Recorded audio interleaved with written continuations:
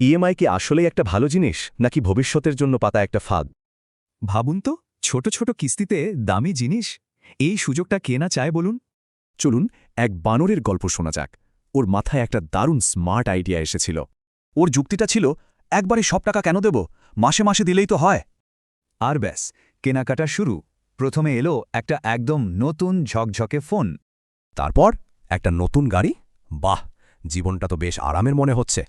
আরাম করার জন্য এমনকি একটা নতুন দোলনাও চলে এলো। হিসেব মতো সবকিছুই সাধ্যের মধ্যে। কিন্তু জানেন, এটাই ছিল ফাঁদটা।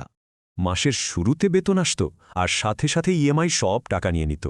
টাকাটা কিভাবে খরচ হবে তা ভাবার আগেই টাকা শেষ। ব্যাপারটা শুধু টাকা হারানোর না, আসল জিনিস যেটা হারায় সেটা হলো স্বাধীনতা। নিজের টাকার উপর যখন আর কোনো কন্ট্রোলই থাকে না, তখন কেমন লাগে ভাবুন তো।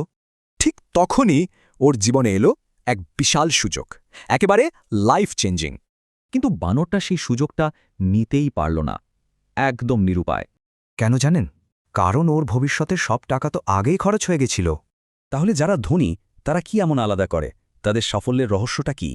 দেখুন, বানরের চিন্তা ছিল জীবনকে আরামের করা, আর ধনীরা তারা ক্যাশফ্লো বাঁচায়।